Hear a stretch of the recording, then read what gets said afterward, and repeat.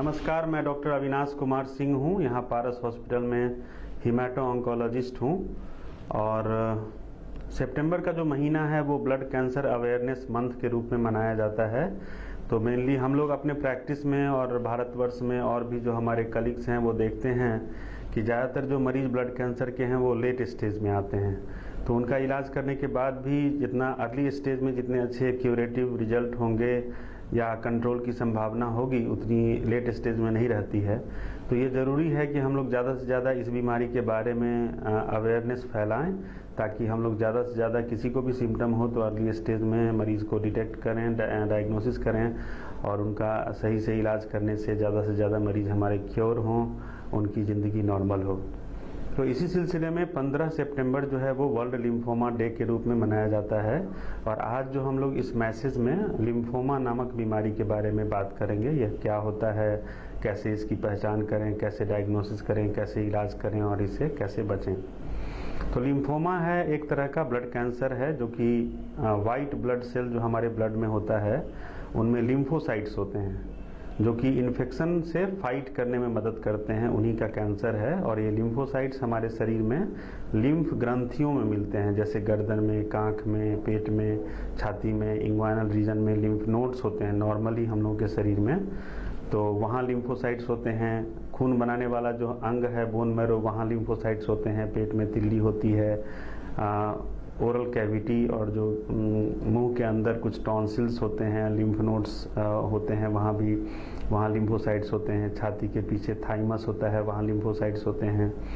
तो ये इसी लिम्फोसाइट्स के कैंसर है जिन्हें हम लोग लिम्फोमा कहते हैं। तो इसके लक्षण क्या क्या होते हैं?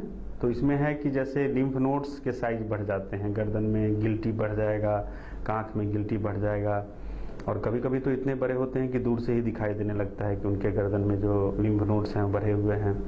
और ज़्यादा दिक्कत होने पे उनको बुखार होता है और ये ऐसा बुखार होता है जो कि साधारण दवाइयों जैसे एंटीबायोटिक से रिस्पॉन्ड नहीं करता है।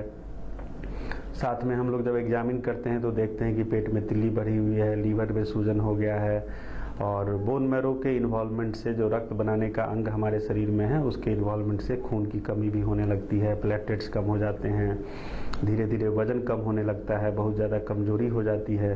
तो ये सारे लिम्फोमा नामक बीमारी के लक्षण हैं। क्या क्या रिस्क फैक्टर हैं, किनको हो सकता है लिम्फोमा? तो जैसे लिम्फोमा जो ब्लड कैंसर एक तरह का है वो दो प्रकार का होता है। एक को हम लोग हॉजकिंस लिम्फोमा कहते हैं जो कि ज़्यादा बच्चों में कॉमन है, और दूसरा नॉन हॉजकिंस लिम्फोमा होता है जो कि ज़्यादा उम्र के लोगों में, जैसे जैसे उम्र बढ़ती है इसके इंसिडेंस जो है बढ़ते हैं। रिस्क फैक्टर में जैसे जो लोग स्मोक करते हैं उनको ज़्यादा रिस्क रहता है, जो लोग कुछ केमिकल्स यूज़ करते हैं जैसे कि इंसेक्टिसाइड्स हैं, पेस्टिसाइड्स हैं, उनको ज़्यादा रिस्क रहता है।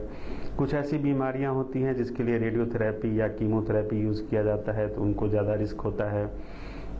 कुछ बीमारियां हैं जिन्हें हम लोग इम्यूनोडेफिशिएंसी सिंड्रोम कहते हैं, मतलब इस बीमारी में मरीज़ की इम्यूनिटी कमज़ोर हो जाती है, ज़्यादातर बच्चों में देखी जाती है, तो उनको भी बाद में लिम्फोमा होने के चांसेस रहते हैं। और कुछ इन्फेक्शन होते हैं जैसे हम लोग जानते हैं हेपेटाइटिस बी के बारे में हम लोगों ने सुना है, हेपेटाइटिस सी के बारे में सुना है, HIV एड्स के बारे में आप लोगों ने सुना होगा। तो इन बीमारियों में भी लिम्फोमा होने के चांसेस रहते हैं। तो ये सब यदि बीमारी हो तो उनको भी रेगुलर फॉलोअप में रहना है कि कहीं कुछ इस तरह की दिक्कत तो नहीं है। दूसरा जो हम लोग देखते हैं कि, और जो भी स्वस्थ व्यक्ति इस मैसेज को सुन रहे हैं उनके लिए हम बताना चाहेंगे कि कैसे हम लोग लिम्फोमा से बच सकते हैं। तो यदि हम स्मोक करते हैं तो उसको छोड़ दें और अपना लाइफ स्टाइल ठीक रखें। सवेरे उठें, फिजिकल एक्टिविटी 40-45 मिनट फिजिकली हम लोग कुछ दौड़ें या ब्रिस्क वॉक करें या ट्रेडमिल करें और 7 से 8 घंटे अच्छी नींद लें। ये सब ज़रूरी है। प्रॉपर अपना डाइट जो है वो खाएं, घर का बना हुआ खाना, न्यूट्रिशस डाइट जो है उसको लें, रेगुलर रूटीन मेंटेन करें। और दूसरी एक चीज़ जो हमने फील किया है कि आज के भागदौड़ भरी ज़िंदगी में जो हमारा बढ़ता हुआ स्ट्रेस है, ये कभी कहीं न कहीं डायरेक्टली या इनडायरेक्टली लिम्फोमा या इस तरह के कैंसर के बढ़ने के पीछे भी एक कारण है। तो इसलिए हम लोग थोड़ा अपने को रेगुलेट करें, कुछ योगा, मेडिटेशन जैसी चीज़ों को करें ताकि हमारा जीवन जो है स्ट्रेस फ्री हो और हम तनाव से बचे रहें। और इस तरह के लाइफ स्टाइल के कारण ही आजकल ओबेसिटी भी काफ़ी बढ़ रही है। तो ओबेसिटी से भी हम लोग को दूर रहना है क्योंकि यह भी एक लिम्फोमा के रिस्क फैक्टर है। तो जैसा मैंने बताया कि ये सब लक्षण है लिम्फोमा के, तो यदि मान लीजिए किसी में भी ऐसे लक्षण दिखते हों तो उनको नज़दीक के फिजिशियन या हीमेटो ऑन्कोलॉजिस्ट से मिलना चाहिए और उसको हम लोग कंफर्म करने के लिए कुछ टेस्ट कराते हैं, जैसे कि ब्लड इन्वेस्टिगेशन में CBC है, liver function test, kidney function test, viral marker कराते हैं, इमेजिंग कराते हैं जैसे CT स्कैन या PET CT स्कैन कराते हैं जानने के लिए कि और कहाँ कहाँ के लिम्फ नोड्स बढ़े हुए हैं या क्या स्टेज है लिम्फोमा का। और जो कन्फर्मेटरी टेस्ट है वो लिम्फ नोड बायोप्सी होता है, मतलब एक लिम्फ ग्रंथि को हम लोग एक्साइज करके उसकी बायोप्सी करते हैं, मॉर्फोलॉजी देखते हैं, उसमें इम्यूनोहिस्टोकेमिस्ट्री और भी कुछ मॉलिक्यूलर टेस्ट करके हम लोग टाइप करते हैं किस तरह का लिम्फोमा है। तो हमारे समाज में एक मिथ है कि हम लोग सर्जरी नहीं, बायोप्सी नहीं कराना चाहते हैं। बहुत सारे लोग डरते हैं कि इससे बीमारी फैल जाएगी।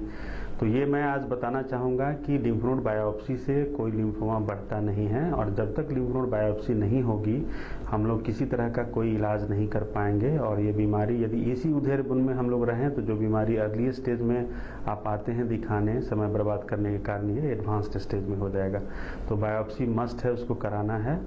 और लिम्फोमा का इलाज कैसे होता है, तो इलाज में हम लोग कभी कभी यदि अर्ली स्टेज हो, स्टेज 1 हो, तो लिम्फ नोड बायोप्सी के बाद भी कुछ लिम्फोमा है जिनमें कि वही इलाज है उससे ठीक रहता है, या कभी कभी लोकल रेडियोथेरेपी काम कर जाता है। लेकिन यदि बीमारी एडवांस्ड स्टेज में है या ऐसा लिम्फोमा है जो कि रेडिएशन या सर्जरी से नहीं ठीक होगा या अच्छे रिजल्ट नहीं है उसके, तो हम लोग कीमोथेरेपी या कीमो इम्यूनोथेरेपी या टारगेटेड थेरेपी प्लान करते हैं। और कुछ ऐसे भी लिम्फोमा हैं जिनमें हम लोग को 3-4 महीने कीमोथेरेपी देके और जैसे ही बीमारी कंट्रोल होती है तो बोन मैरो ट्रांसप्लांट जैसे autologous stem cell transplant plan करते हैं, तो वो क्यूरेटिव पोटेंशियल के इलाज होते हैं।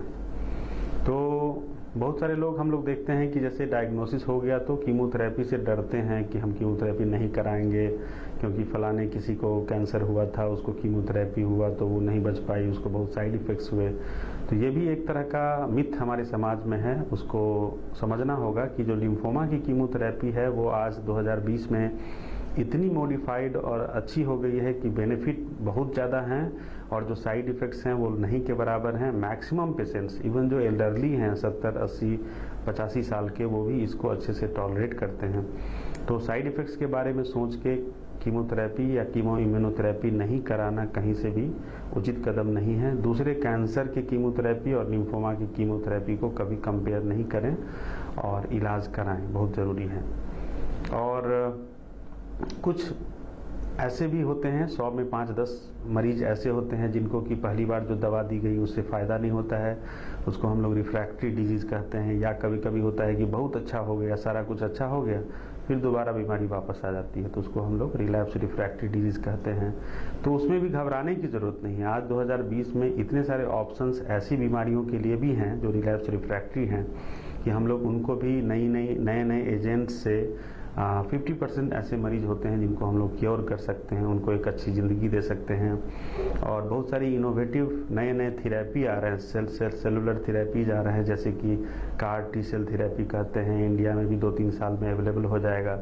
तो ऐसे खराब से खराब लिम्फोमा भी जो कि 3-4 बार रिलैप्स हुआ हो या बोन मैरो ट्रांसप्लांट के बाद भी रिलैप्स हुआ हो, तो आज कुछ ना कुछ ऑप्शन है।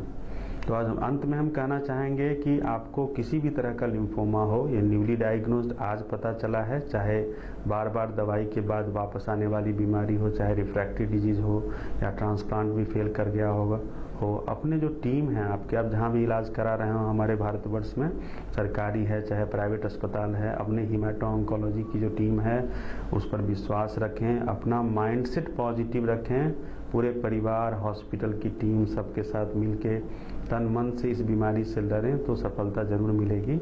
और हमने देखा है कभी कभी खराब से खराब लिम्फोमा भी जो शुरुआत में लगती है कि इसके प्रोग्नोसिस ठीक नहीं है, यदि माइंडसेट पॉजिटिव रहता है सारे टीम का, पेशेंट्स का, उनके फैमिली का, तो आश्चर्यचकित रिपोर्ट मिलता है। तो इसलिए ज़रूरी है कि हम लोग सही समय पर इसकी डायग्नोसिस कराएं, उचित इलाज कराएं, अपना माइंडसेट पॉजिटिव रखें और ऑलवेज पॉजिटिव रहें। सोचें कि हम ठीक हो जाएंगे, हम क्योर हो जाएंगे। कभी भी निगेटिव न्यूज़ को देख के या कहीं से सुन के कभी भी अपना माइंडसेट निगेटिव नहीं रखें और ज़रूर सफलता मिलेगी। धन्यवाद।